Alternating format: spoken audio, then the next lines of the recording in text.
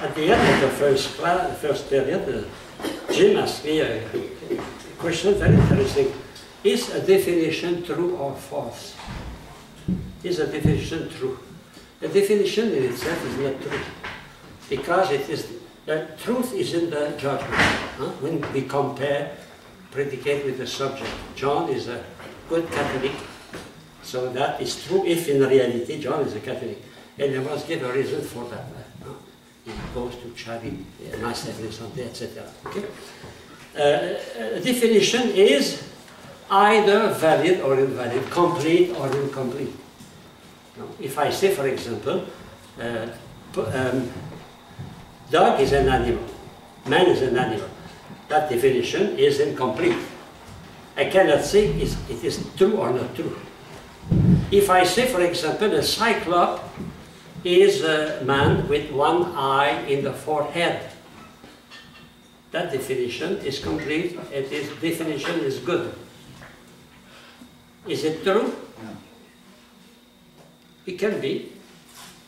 Cannot be, we know it is true if I say, this is, there is some cyclops. Oh, cyclops exists, but cyclops in itself is, I can imagine many, many things. A leprechaun. A leprechaun, I know it is a leprechaun, but if I affirm it exists, that is not true. But a leprechaun in itself, see, it is a little Irish ghost. But that definition is indifferent to truth. Indifferent to truth. But if I say leprechaun, I met a leprechaun exists, of course. On St. Patrick's Day, after 10 years. But you said a definition is true forever, but not true. No, it's true forever, but not true. The truth. True, excuse me, is true. Is valid. Valid. You're right. Because truth is always linked with the reality. I ask to teach someone in the class, can you give me the definition of the perfect husband? You can give a definition, but when you give a definition of perfect husband, you don't affirm he exists or he does not exist. And if you affirm he exists, and in fact it is a perfect husband, that is true. But if you say he is a perfect husband, but in fact he is not a perfect husband, that is false. So the judgment is not in the definition. The truth is not in the definition. The truth is in the judgment. What we study next class. Okay? Judgment. Okay? No, in fact, the definition is forever. It is true. For Plato, that was the truth. Because for Plato, the definition of horse, for example, is a true horse. The reality is there. In honor is not the reality, it's only the shadow of the reality. That is the theory of Plato. But for us, the truth it is one I think corresponds to what is in the reality. Or what I affirm, that means a judgment, corresponds to the reality. For example, I am true when I put an A on your paper. If you are A.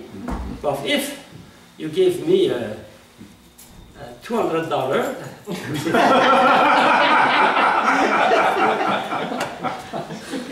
I'll give you 300. By the way, there's some money on the floor there. See? True. True. Okay. Okay, I go now to the method of composition. I will not insist on that because, in fact, it is not very used. To understand that, I give you have that in your book of Sister Spengler, but those who don't have the book, you have two methods. The method of division here, the method of division. So if you define what is a ball, so it is a container. So you have many kinds of containers. But when you want to define a ball, you can say a ball must be deep. So you exclude what is not deep. A plate, for example. What is, it is open at the top, so you suppress all boxes closed. Huh? You say it must be a rounded, you exclude that is rectangular. So that is the division. If you turn, you have no paper? Ah, okay. Okay, no, parce que I forgot you. It's important not to forget anyone in the past. Method of composition, it is another way of proceeding. We find a general class. In the general class, it is also a container. But we don't proceed the same way. We examine the group name individual for their specific common trait. In fact, we analyze all the different kind of container. We find what they have in common and what they are in difference. And finally, from what they are in common, we try to find a definition. It is more complex. It's not, personally, I never use that method, but it is in your book, so you can have that here. Or I will not insist on that. So you can read the text here. I give you page 39. 39, you have here what is common, the similarities. Everyone is deep, open, and rounded. But there is something different. One is for breakfast, etc. So how we can define ball? We define ball through what is common, and we don't take care of what is different. But if I want to define what is a cereal ball, I have to use the specific, you know. It's another method of defining. Okay, page 39, the laws for the division. So we find what is similar, we put aside what is different, and from what is similar, you give a definition. Okay? I go on page 40. You have another example of that. For example, cats. You know, you have mammal, carnivore, feline. All that is common. Huh? That is common to all cats. But alley cats and Persian cats and Siamese cats are not the same. But one we define that is a cat. You don't take care of the specific traits with it. Of cats, they go to what they have in common. Park is the same, a city park, national park. What is common, what is different. And we use what is common to give a definition. I think you have the part 33, I will not insist on that. I go to page 41.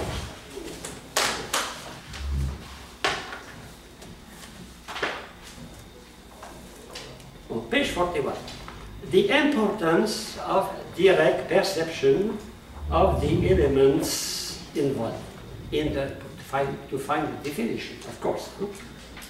Well, what we studied before, the division method and the composition method, rest on a direct, progressive perception of the element involved.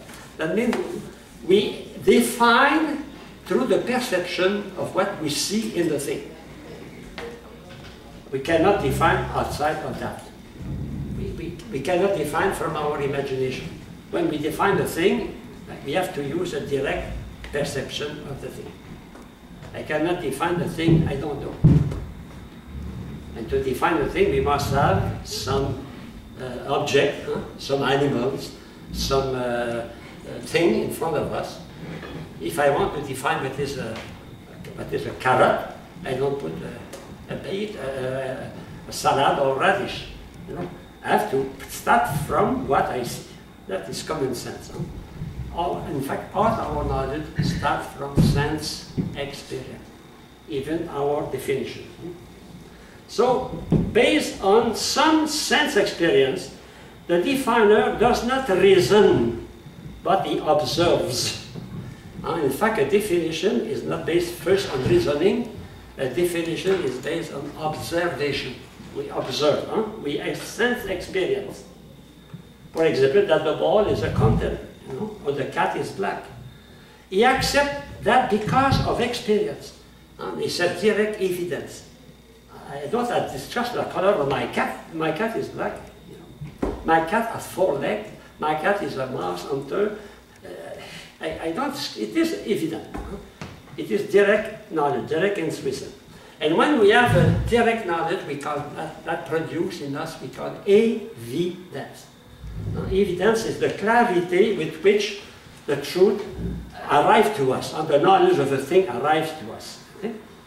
So the specific difference and inseparable accident are accepted because the intellectual insight obtained is obvious to him.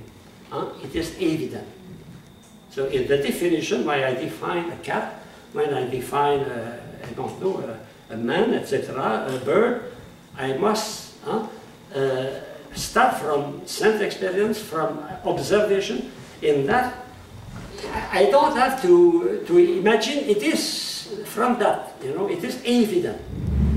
That is very important against Descartes, because Descartes denied that. Denies the capacity of our senses to know the truth. But Aristotle, St. Thomas, and even modern psychology, we affirm that we know through our senses. We don't know because we know in our mind.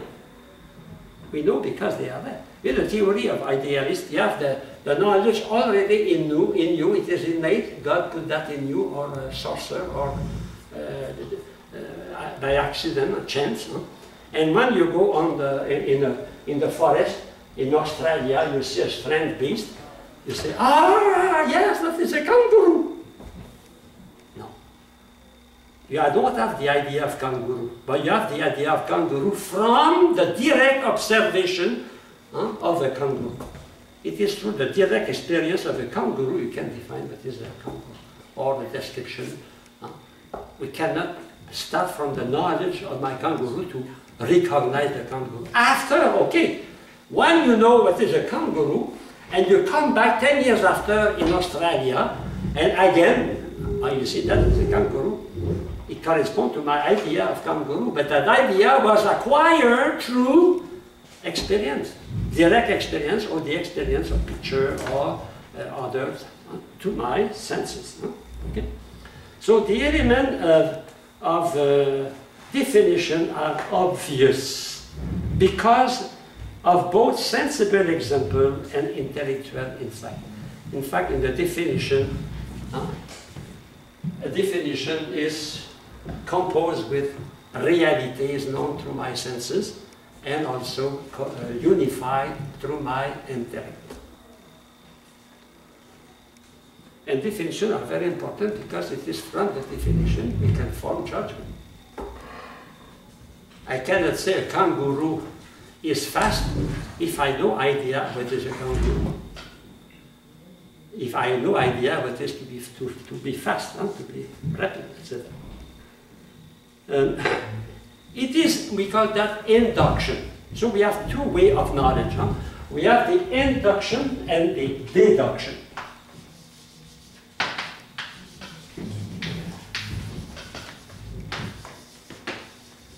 The two ways of our mind function. Induction, we start from individual sense experience, singular experience, and we universalize, we generalize. And after that, from that universal concept now, we can apply that to things. So induction and deduction. In theology, in mathematics, we use deduction. In chemistry, in physics, in biology, we use induction. In fact, in every science, even physics, chemistry, we use both. First, we try to understand the law, and we make many experiments, many experimentation. We arrive to find the law of gravity, the law of hydrostatic, the law of dynamic. And when we have the universal concept, the general law, now we can deduce from that and prepare for the future. We can say, if we do that, we obtain such a result. In fact, even science is based, but the beginning of science is induction. The beginning of other mathematics is deduction. Go to the text. The method of induction is anchored in sensible reality, but it is linked with the abstractive power of the intellect. So that means my sense experience cannot be separated from my intellect. They are together. And my knowledge depends on both. And we study that when we study philosophy of man, the theory of knowledge. In my knowledge, I depend on sensible object. I cannot have the concept of cats if I do experience of cats, sense experience. But I cannot have the concept of cats if I'm not intelligent. Cats have no concept of cats. Man has concept of cats. Cats have the experience of cats, but he has not the concept of cats. Okay? The method is based on sense knowledge and intellectual insight. That means when I experiment something, the moment, and the instant I understand, we call that the insight. Huh? The insight. Well, I come back to your kindergarten. The teacher in kindergarten shows her hand. She said, how many fingers do I show you? And you said, 2. She said, how many fingers? 2. How many fingers? 4. Okay, that is sense experience. After she said 2 plus 2 equal 4. That is second level. That is the concept, mathematics. The first is sense experience. But we start from sense experience to understand. Otherwise, if you arrive with universal concept, it will be totally lost. I think one of the charism for a teacher at any level is to refer to experience. Personal experience of the environment. Preach also the same thing. If you preach in the abstract, then you will attain the soul in the abstract. We have to use example, situation. Okay? I continue. In defining, one moves from the more obvious element, the known, through the unknown. We start from we know to arrive to something we don't know. Huh? We know 2 fingers plus 2 fingers give 4 fingers. 2 cats plus 2 cats, 4 cats. Finally, you say, hey, 2 plus 2 equals 4. You start from sense experience, from the known, and you arrive to the unknown. After that, you see 3 plus 3, 6. You are not obliged to say 3 popsicle plus 3 popsicle, because my teacher in 2nd grade, she used a lot of popsicle sticks. I don't know if she ate all those popsicles. I remember that clearly, a lot of popsicle. And she worked with popsicle. Not popsicle, unfortunately, with stick popsicle. Huh? That was to the sense experience. From sense experience, after that, instead of popsicle, she used numbers. She used 3 plus 5. And finally, she used 13 plus 20.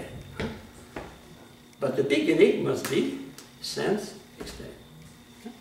Is the best way to understand.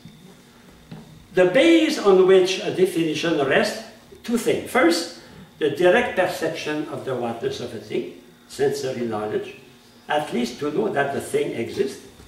And secondly, from a sufficient number of examples. Because induction is based on many experimentation. Experiment, not only experience.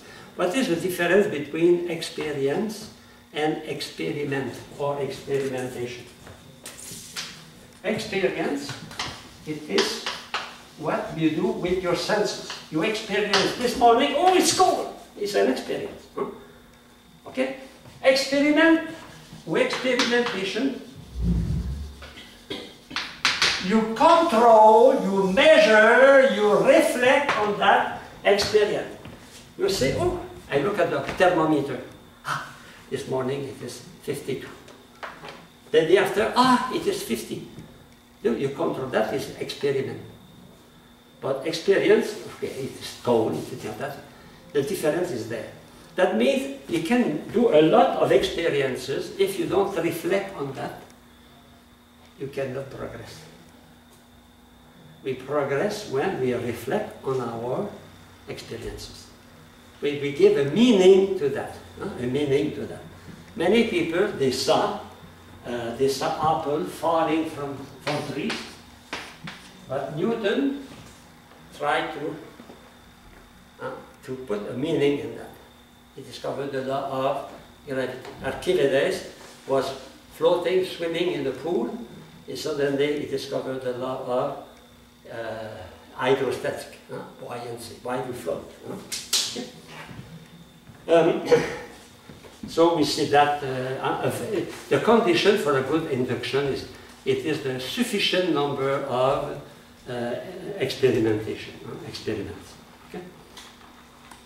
There is no reasoning, in fact, in intuition. But you have an intuition, we have a direct knowledge of a thing, you don't reason because the thing is there. We reason when we don't know all the things. For example, you arrive in the morning and you see in the floor of your kitchen that there is milk on the floor. Well, that is the fact. We don't reason to see there is milk, but you reason to see why there is milk. Is it my cat? Is it what? It's like that. Huh? Okay? So the definer perceives his definition directly. The direct contact with the thing through enough example. So through many examples, many experiences reflected on, I try to find something common to that, to find a definition. In science, we don't define only from one experience. We met many experimentation. And finally, for example, for medication, sometimes we take 10 years before accepting definitively that that medication is good for that disease. So to be valid, an induction must be sufficient number or similar case. Okay, explain that. The definer relies both on sense knowledge and his intellectual insight. To see phenomena, to be aware of experiences is not enough to understand. We have to use our mind. Okay? So the base of knowledge is evidence. It is in the experience itself that I acquire knowledge. Intuition is evident and does not need to be proved. Intuition, there's direct knowledge of things. Are you obliged to reason about the presence of your teacher in front of you? No. Because it is direct. Direct. Intuition does not ask reasoning. We cannot prove what it is evident. Cannot prove that it is evident. The first principle cannot be proved. For example, the whole is greater than the part. Can you prove that? It is evident. You can explain that. You can prove that. It is the first principle. The principle of contradiction. We cannot be and not to be at the same time on the same aspect. It is evident. You cannot prove that. You can explain that. You can prove indirectly by negation, but a negation is not a definition. We don't define by negation, except for spiritual realities. I cannot say what is a poor is somebody who is not rich. Because somebody are not rich is not necessarily poor, you know. So we define things, except in spiritual reality, we have no choice. Okay. Page 42. So a word about intuition. William Webster says it's a quick and ready insight. You see that immediately, you have not to reason, is there. You go in the forest, suddenly you are face to face with a bear, brown bear. he look at you and look at him. Do you reason? No, you're right. You know, skeptic, they say, oh, I am not sure that what I see exists. But when they are in front of a lion or a bear, or when a dog bites them, or somebody take their wallet. You're skeptic, relativist. I took your wallet. I take what I need. Hey, it's not your money. No, it's relative. For me, it's my money. No. You know, they are skeptic in theory. In practice, don't touch. A lion is a lion. A bear is a bear. Okay?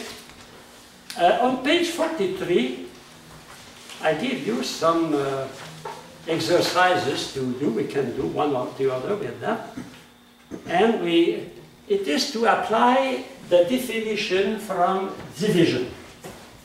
So we define from division.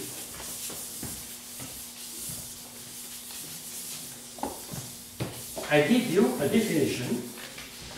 For example, what is a cleaver? A cleaver is a having cutting tool with a broad blade. What is that here? Tool. It is the genus. We write here the genus. But many students, every year, they write cleaver. I guarantee every year. Every year I say, be attentive. Here we put the genus. Genus, not the word to define. Why? Because the word to define must not enter the definition. So it is a tool. Okay. Now the tool. It is what kind of tool? Oh, let's just follow the order here. Heavy or non-heavy. So heavy or non-heavy. After that it is cutting or not cutting. After that it is with a broad blade or not a broad blade.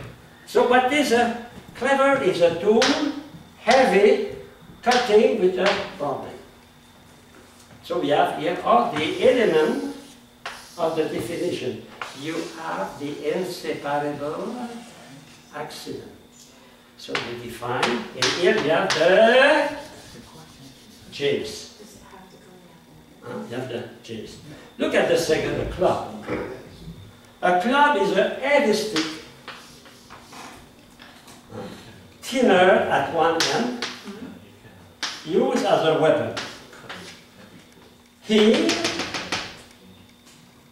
stick. Don't put club, please.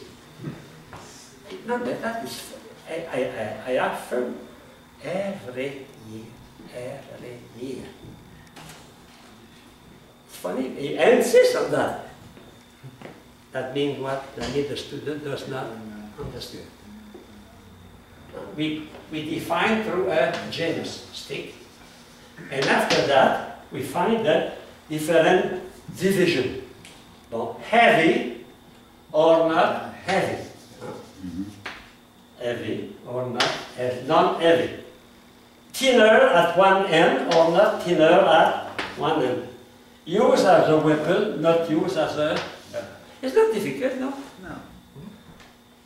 You define through division. You divide, you put aside, and after that you have all the characteristics of the... And you can continue with what is a dictionary, what is a sacrament. A tangible sign, it is a sign tangible or not tangible. You remember, we have two signs that are not tangible. Formal sign, concept, and phantasm.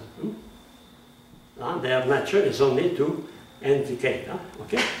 Instituted by Jesus Christ, not instituted by Jesus Christ to give His grace, not to give His grace. So, every definition is built on the same model, the same pattern, division. I will not ask you a question about definition through division. Okay? So with that, we arrive to the next chapter. So now we have the word as tool. We have the word, we have the predicament category, we have the predicable, we have the method of division and composition, and finally we arrive to the last chapter of that part of the program. It is the definition itself to the statement of causes, two causes. Okay, so chapter 7.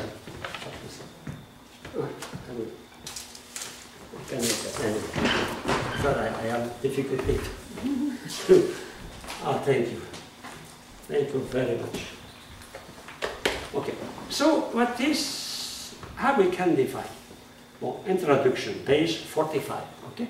The definition giving the genus and specific difference express what the given thing is, the what. In that what, we find that in the categories, because the categories express the whatness of a thing, substance and the 9 accident.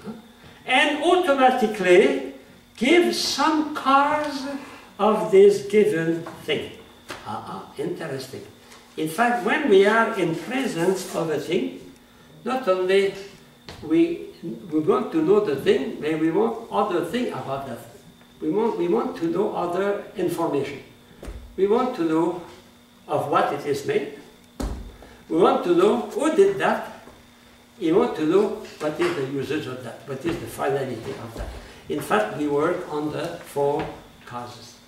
And because of that, we can define also thing using the 4 causes. So we can use first words as instrument. We define through using words, using categories, using predicable, using the division, method of division, and finally using the 4 causes. And that is the object of now. Well, what is a cause? Definition of a cause. It is what makes the thing what it is. What makes the thing what it is. The cause. It is a statement of cause of the being. For example, hammer is a hand tool consisting of a solid set on a handle, material cause, used for pounding, final cause. So we define here using causes. Milk, a fluid, secreted by mammary glands of female, efficient cause, for the nourishment of the young, final cause. A pencil, an implement, a tool, for writing, drawing, final cause, consisting of, made of, slender cylinder, step formal cause, the form, and solid marking substance material cause. So we have 4 causes.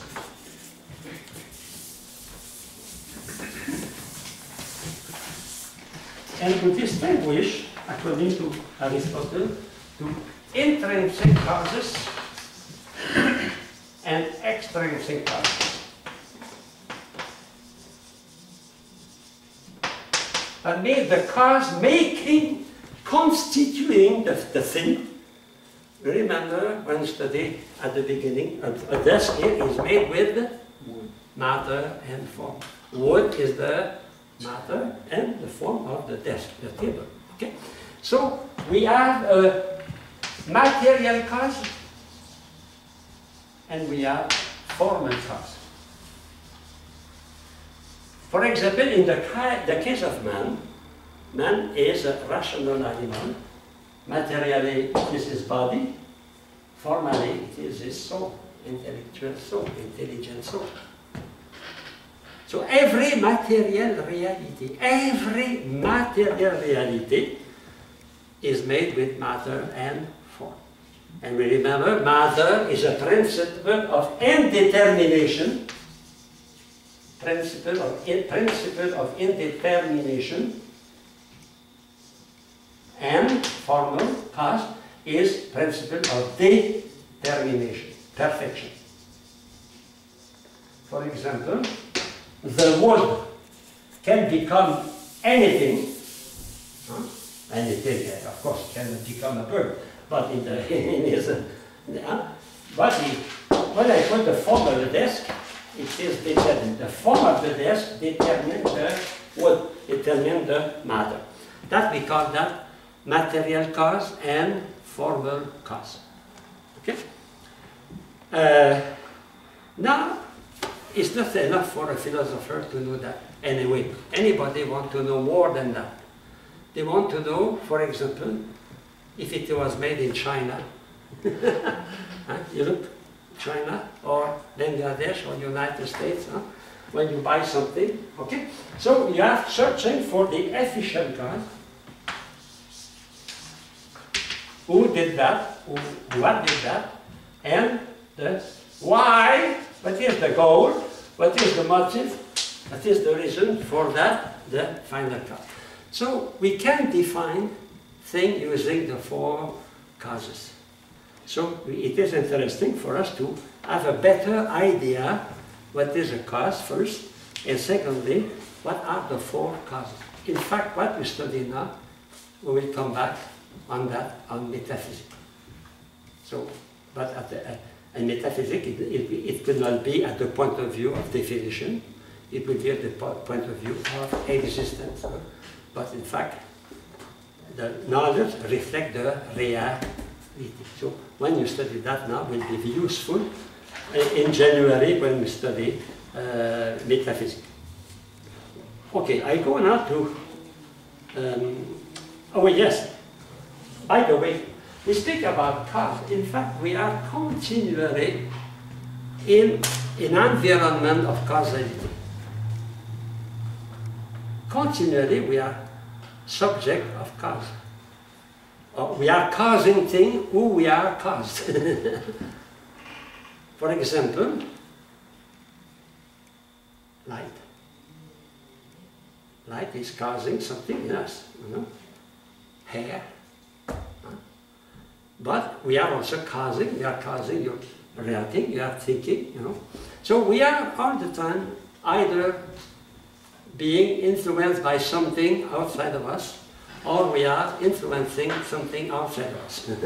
That being causality is a permanent reality in our life. Think about your heart. Since you are born, your heart is causing your activity, no? Your brain, your digestion, the blood circulation. A lot, we are continually in an environment of causality. And what is science? It is to discover those causality. How the heart functions, how the blood circulates, how we breathe, how we are able to go to the moon or to, you know, we are all the time searching for causality. Not only we want to know what are things, material and formal cause, we want to know where they are coming from and where they are going to. For example, there are Ebola now. It's a fact, Ebola. It's a disease. So we are searching for the material cause and the formal cause of that. But the most important is not that now, it is to find the cause. What is causing that? And how we can find a remedy to that, you know. So all the time we are working for the four causes. So it is normal that many times when we define things, we define things to their causality, to their causality. Okay. If you, for example, if you go to you want to define the sacrament of baptism, for example. Interesting. You have mother, water. You have the form is the word, I baptize you. We have the efficient cause, which is the person who baptized can be a layman, who can be a priest, etc. And here the final, or for what? For to make that child a son of God, etc., salvation. Huh? So you can analyze almost every material reality using the four causes. If you don't know how to write a paper, use the four causes. You have to write a thing on education. No, right, what is the subject of education? What is the form of education? What are the agents of education? And here we distinguish between principal cause and instrumental cause. I am writing here. Who is writing? And what is writing? The teacher. I am writing, but my job is also writing. I am writing as the principal cause. My job is writing as the instrumental cause. When the priest consecrates the bread and wine at Mass, who is the principal agent, cause of the consecration? The Holy Spirit. Huh? God. He invoked the Holy Spirit to transform the bread and wine. But the priest is an instrumental cause. Yeah, an instrumental cause. The efficient cause is the Jesus, is the Holy Spirit, is the Father, the Holy Trinity. For many things like that. Huh? You're right. You know, it's funny today. Recently there was a typewriter. It was sold in how do we say that? A bid, a bid, you see? A bid. A typewriter, what did the value of the typewriter? Because it was the typewriter used by an author who wrote a novel, you know, or the pen of Washington, you know. And millions of dollars for a little pen. Why? Because they participated in something important. Huh? So all those things we will study that in detail. Okay. So cause and their effect are part of nature. Wherever there is nature, wherever there is activity, there is causality. Huh? Causality. It is the heart of the universe. Everything is in motion in the universe. Everything. Therefore, there must be a cause of motion, a cause of existence. And when we study philosophy of God, the proof of the existence of God are based on causality. But some philosophers deny causality, especially David Hume. It's very serious because if you deny causality, you cannot attain God, and you cannot have also responsibility. There is a lot of consequences to that. So, the work of a baker, etc.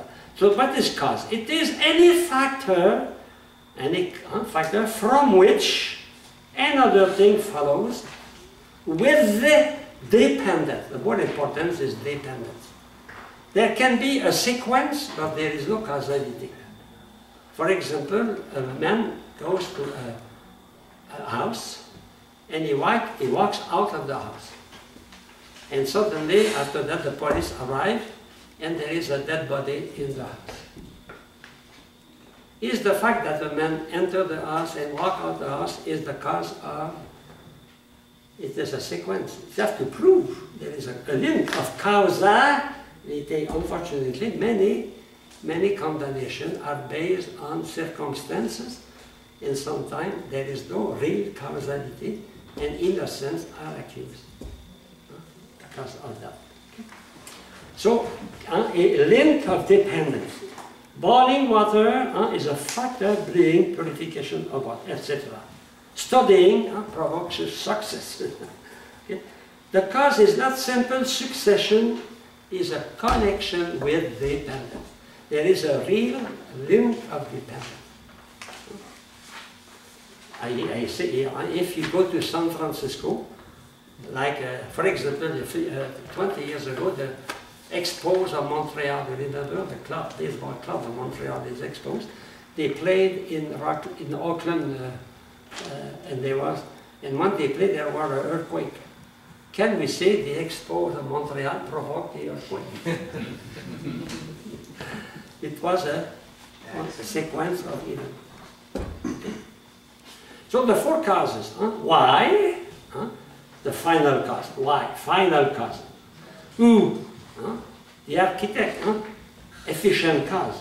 But that efficient cause can be also the workers. What kind of house? The formal cause. And what material used? The material cause. What bricks, wood? Okay? It's not difficult to understand that. But it is fundamental. You know, I try to insist what is fundamental. And that is fundamental. The four causes. Intrinsic causes. Matter is the internal component of a thing. What is matter? It is that from which the thing comes to be. From what? Matter is the receiver of the form. Matter is indeterminate to receive any form.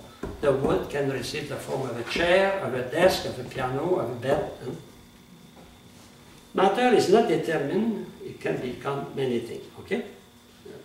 As such, the piece of marble has no determination in itself. A piece of marble is not determined to become David or Moses. Who determined the block of marble to become more? It is the sculptor, Michelangelo. You know? Otherwise, you know? That means we have matter, marble, but marble cannot by itself. Marble is indeterminate to become Moses or David. Michelangelo put the idea of Moses in the marble or the idea of David. So it is simple matter, waiting for a form. In the case of man, the body is the matter of man, which receives his soul of the form. In that theory, we call hyalomorphism. Hyalomorphism. Hyale, matter, in Greek, hyale, matter, and morphism, morphe, form. Morphology. Hyalomorphism. Matter and form. And that is very important because it is the root of many, many concepts. Matter and form. And we can say potency and act. We can say soul, body and soul. We can say marble and Moses, etc. So the matter is indeterminate, and the soul and the form is determining. The matter is a potency. The matter is a potency, and the form is in act to give him a determination. Okay. The form. Father. Yes. Couldn't the form also help to determine what's like when Michelangelo is looking at a piece of marble? He's not going to say, "I'm going to carve David out of this piece of marble." He's going to look at the marble, see where the veins are, and that's going to help him determine what it's going to become. Yeah. Of course, he must know the matter. He must know the matter. We cannot do what we want with the marble. We must follow the vein of the marble. Right. The same with the wood. We have some law to. That is art. Right. The art is the knowledge of how to work on matter, like technology. You know? But that is, in fact, that depends on the agent, on the efficient cost. In fact, those are linked. For example, the form I give to the wood is in the worker, is in the carpenter. Now we see that. Now we study that separately, but in fact, there is a link between the four causes. For example, the sculptor will use marble. He will not use clay, but he'll use sand. No, he wants to use marble because he intends to put the idea of David in a strong matter, so the matter will endure. We can sculpt in ice. In Quebec City, every year we have beautiful sculpture in ice, but in the end of March, it disappears. The form disappears with the matter. Interesting. The form disappears with the matter. So the form is embodied, enter in the matter. In fact, the form is the idea which is in the efficient cause. in the maker, huh? In the square. There are various synonyms for formal cause. Formal. First, identifying mark, specifying note, qualifying element, trademark. All those terms are almost the same thing. In the daily language, we very often use the word form under many aspects. To inform somebody, to receive information about something, to form a government, to form good seminarian, to form future deacon, permanent deacon. Uniform, incredible format. The word form is everywhere. That is interesting to see the influence of Aristotle. In fact, probably Aristotle, look at the language of the people in his time. Probably in his time he used those words, you know. Okay. Secondly, extrinsic causes.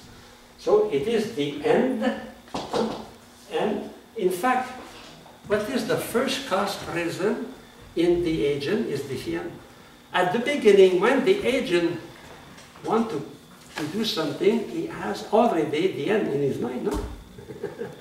We can see that the end is present not only at the end is present at the beginning. And the end is pervading the whole causality. And the end I have in my mind will be expressed in the form. When the carpenter wants to decide to build a desk, the end to build a desk is present in his mind at the beginning. The end is the what he tried to put into the wood. So the end is also linked with the form. I will not put any kind of form in the wood. I will put the form I have in my mind at the beginning to produce at the end. Now you want to become permanent deacon, for example. Now it is in your mind at the beginning. And that form of permanent deacon is informing your activity if you are here tonight, because it is that inform your activity in such a way that in 2-3 years you will be, it will be realized, you know. The form and the intention are together. Huh? The final cause and the form are not identical, but almost identical. Okay? In fact, the form in the thing, we call that form, and the form in the mind of the worker, we call that end. But in fact, it's the same. Okay? So we have the final cause, and we have the efficient cause. Efficere, to facere, to make, to do, to accomplish. Page 40, what page? 47. So, but there is a hierarchy of causes, and not the causes are of the same level. So after what we saw just before, what is the first cause?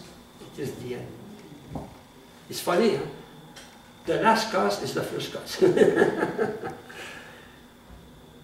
We do everything because at the beginning we want to attain end. If you go to study to become an engineer, you study 4 or 5 years because you want to become an engineer. So the end is already present in the mind at the beginning. You go to New York, the idea of going to New York is at the beginning of your process to go to New York. You know, motivation is excessively important. And the problem today, I think, with young people, it is they have no motivation. Give them to motivate. It is exactly what continually on television, we have advertising. What is advertising? It is to motivate you to do something, to buy a product. It is a brainwashing. They wash your brain in such a way, putting those forms at the beginning Next Saturday you will go to the supermarket and you will buy that. Isn't it? In everything, when we act, there is an end. And that end is at the beginning. It is continually, all the time we are acting, and it is at the end. It is necessary because if you have no end at the beginning, you will do nothing. Or you will do something not very well. Motivation is the key of success. That is the challenge for a teacher, to motivate his student. A coach, football, what he is doing before is motivating them to win, to win. If the players say, oh, we are sure, we will be defeated, they are so powerful, we have nothing, it's finished. Or if the coach says, you are stupid, you will say, okay, we are stupid. But they are the best, we can, you know, motivate. But you could have free-form thinking, I'm thinking like jazz or like modern art, you know, Jackson Pollock, he wasn't thinking at the end what he was going to produce, he was just putting paint on paper. And you're thinking about jazz, you're not thinking about the end, you're thinking about... Yes, but in fact, there is an end in jazz which produces something pleasant. Eventually you come around to it, but you're not thinking about it at the beginning. It's not organized, it's not structured music, but there is an end also in jazz. In such a way we can recognize jazz from classical music. Yeah. So there is a purpose even at the beginning of jazz. A jazz man does not play the same way as a classical musician. So, you know, it's the same for, we say, those painters, yes, but they want to do that. Otherwise, they will not do that. In fact, there is no spontaneous generation, even in art. Even in art. Because we are intelligent. Of course, in Sweden, in France, in Sweden, I have a document in my office, and there was a contest for painting. And the French, they prepare a French painter. He tamed a monkey to paint. So the monkey paint, and he paint chum chum. And now he exposed with other painter in Sweden, in Stockholm, and many were in admiration of what a genius.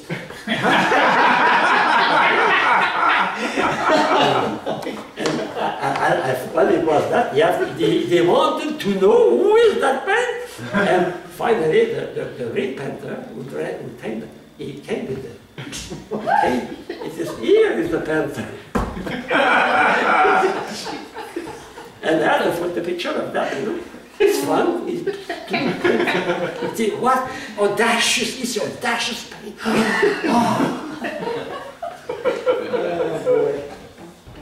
But the monkey has no end, but the one who did that has an end to mock the critic of painting. Okay. Now the hierarchy, the end first, the agent, the form, and the form is the fulfillment of the end.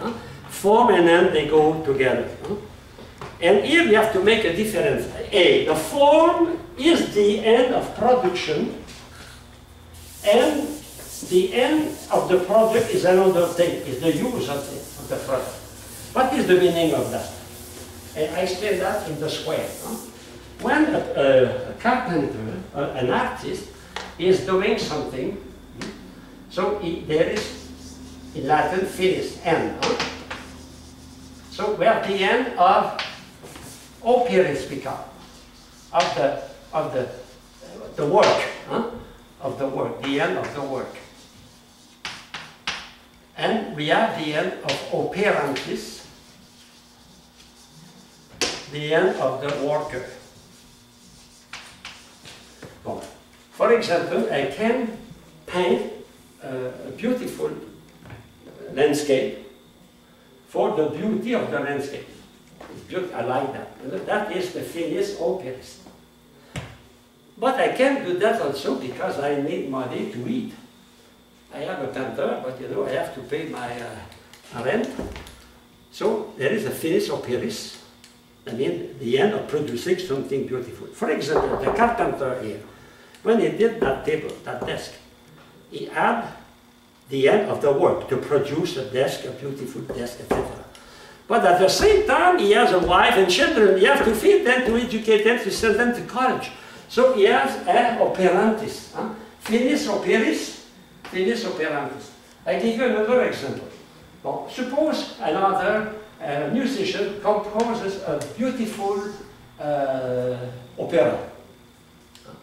But it is beautiful, wonderful. But at the same time, is how do we say, a competition, musical competition. He can at the same time produce something beautiful. That is the end of the work, operantis, operis. But at the same time to win a gold medal or you know, to have a prize a Rome, to go to Rome, etc. So in fact, in everything we do, we have both. For example, you cook a beautiful pie. Huh? What is the end of your work? To cook a good pie, beautiful, sweet, okay, a pie, the perfect pie. Only for that? You put that on the shelf, you say, oh, beautiful. I joke, when your husband arrives from work, and look at that, it's beautiful. Oh, yeah. Homer Simpson and Marge. No. In fact, you prepare something. You know, at Thanksgiving, people prepare beautiful table. It's an art. But at the same time, it is to feed people. You have to eat. So the apple, the pie is not only for beauty, for the contest, the best pie in Cromwell.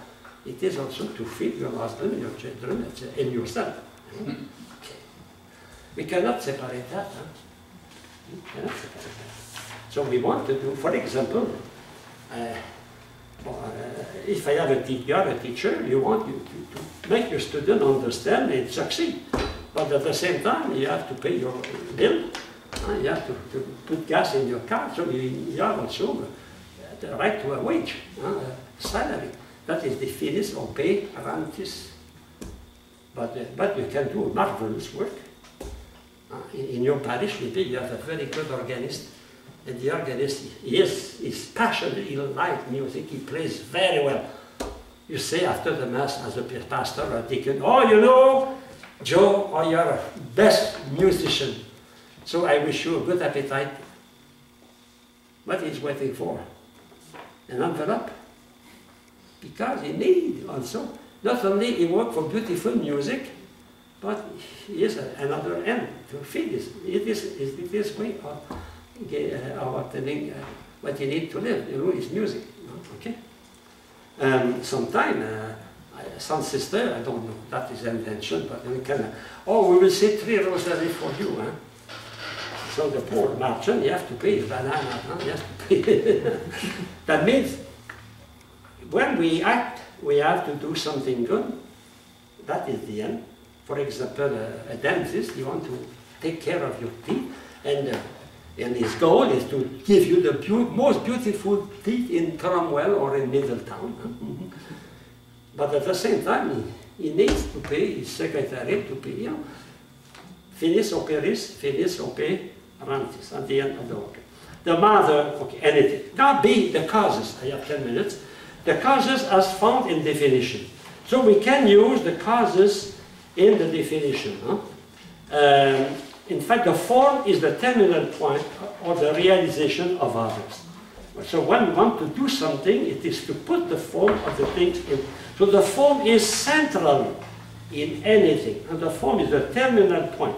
The thing is realized, is accomplished, when the form is determining the matter. So the form is central.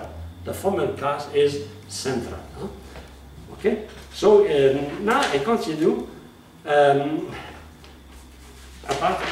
the form, we have, well, the form I will say just is the obvious factor to be used in defining.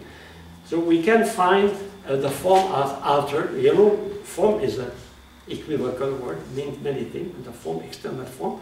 You can see also the internal form, huh? The external and the internal. Huh? So the form of the inseparable qualifying form is an external effect or inner substantial form or essence. For example, the ability of the human being to create a language, to make tools, etc., express the inner rational form. So the form of thing are known through what we see outside. For example, how do you know that your dog is living? How do you know your cat has a form, a living form when he moves? If he is dead, he has no more form, no more sound. Huh? So the form can be known through the appearance, to what we see, through the activities. So the external effects are inseparable of the form. For example, you laugh. Remember, laughing is a proof that your form is intelligent. We can know directly. I have no thermometer to measure your mind.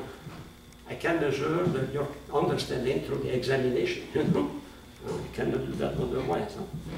Okay. So here we see the external effect, if inseparable from the thing, are excellent means of clarification in defining. So we can define through what we say externally. And what we say externally, they are linked with the causes, with the formal cause, material cause.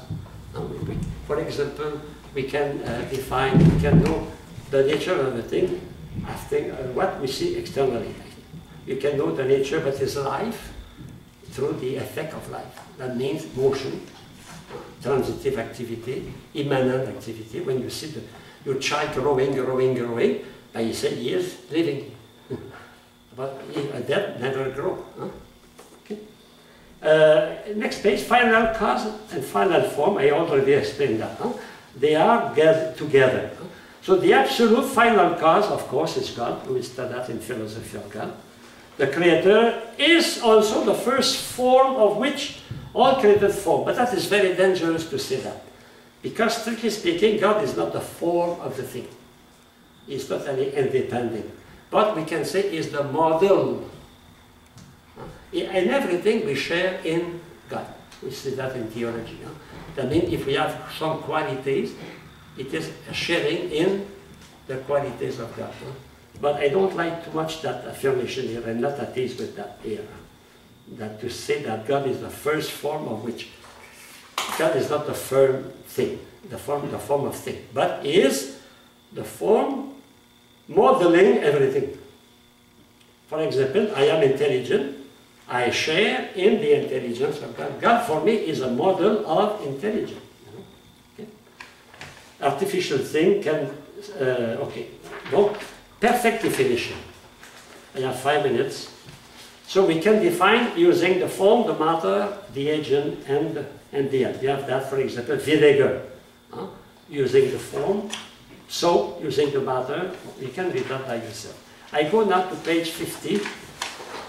The rule. First, the definition should contain genus and specific difference or inseparable accident. Secondly, the definition should be clearer than the define.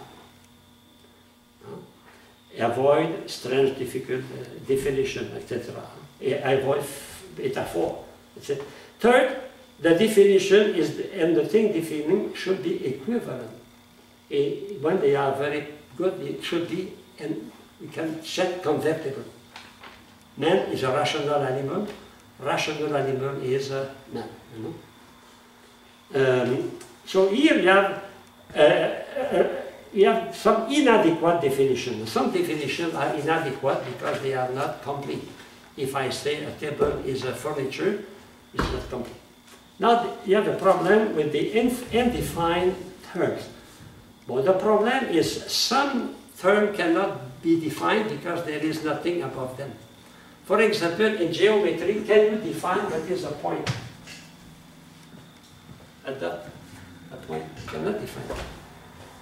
Can we define being? We cannot define being because above being there is nothing. If there is something above being, it is being. Something we cannot define, okay?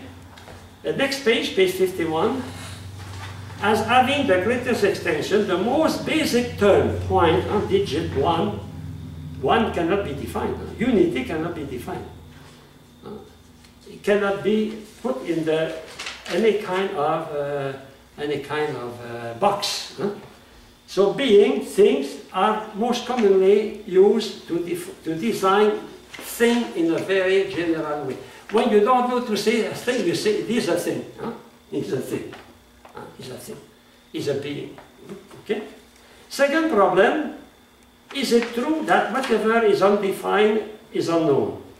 Well, you know, I cannot define a dot. I can define a line, but not a point. But the point is something I know there is a point.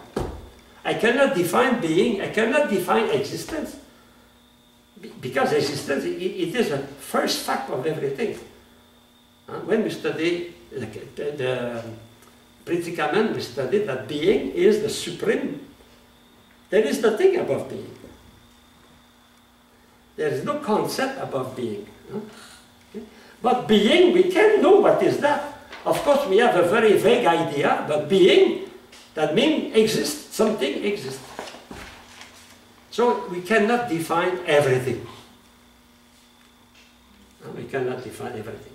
And on page 52, you have a summary, the first sense experience, that is the summary of everything we study since the beginning. And on page 52, we'll insist on two terms, the term clear and the term distinct. Clear, for example, you have a clear idea what is a potato, what is a radish, but you don't have a distinct idea. That means we don't know the definition of what is a radish or what is a potato. Why we speak about that? Because Descartes said that the criterion of truth are the idea which are clear and distinct. If you accept that, you deny every mystery. Because every mystery is not distinct. It is clear, it's not distinct. Can you know distinctly what is the Holy Trinity? We have an idea, a clear idea, the Holy Trinity is not the incarnation, but we cannot. So that is very serious because if you accept that the criteria of truth are the idea clear and distinct, you destroy mystery. And if you destroy mystery, you reduce everything to reason. And if you reduce everything to reason, you fall into rationalism. That means only reason can explain everything. And if you fall in rationalism, you will fall in relativism because everyone has his own reason. So Descartes, who was a good Catholic, is the father of rationalism because of that. So we must accept that we cannot know everything distinctly. But the most important is to know the thing exists, to have a clear idea of it. Okay, so congratulations because you were very courageous to open your eyes to the last minute.